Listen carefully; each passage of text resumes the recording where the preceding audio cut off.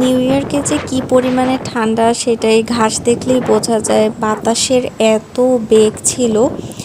আর আমরা এখানে এসেছি মেইনলি আমরা এখানে এয়ারবিএনবি নিয়েছি 2 দিনের জন্য। এটা হলো নিউ জার্সির রিচ স্ট্রিট।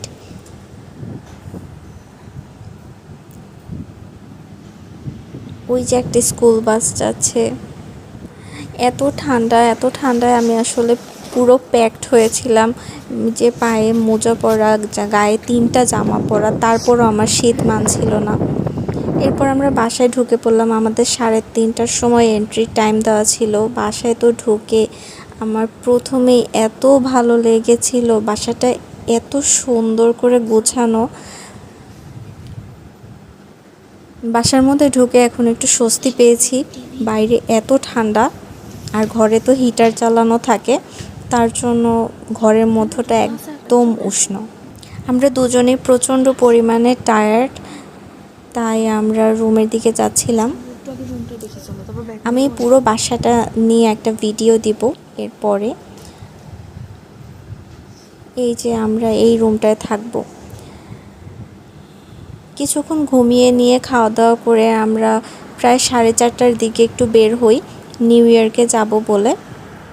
এখান থেকে 107 নম্বর বাসে উঠলেই 1 ঘন্টার মধ্যে নিউ ইয়র্ক চলে যাওয়া যায়। তো আমরা লোকাল একটা ফিল নেওয়ার জন্যই বাসটাকেই চুজ করেছি।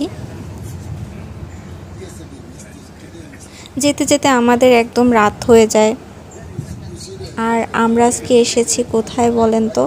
আমরা আজকে এসেছি নিউ ইয়র্কের টাইমস স্কোয়ারে।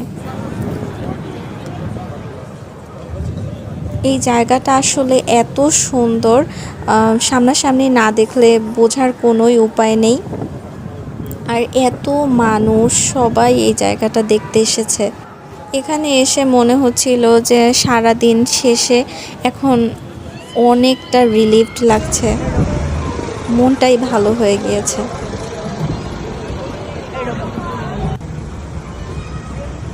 এই জায়গার বিল্ডিংগুলো এত উঁচু, আর বিলবোর্ডগুলো এত বড় বড়, আসলে চোখে না দেখলে, সামনাসামনি না দেখলে আসলে বোঝার কোনোই উপায় নেই।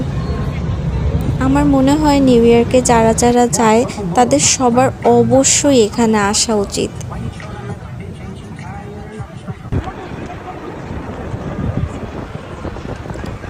তো আমরা আজকে এই একদিনের মধ্যে নিউ ইয়র্কে এসে এরপর এই জায়গাটায় ঘুরতে পেরেছি। এরপর নেক্সট দিন আমরা অন্য আরেক জায়গায় যাব, সেটা আপনারা দেখতে থাকবেন।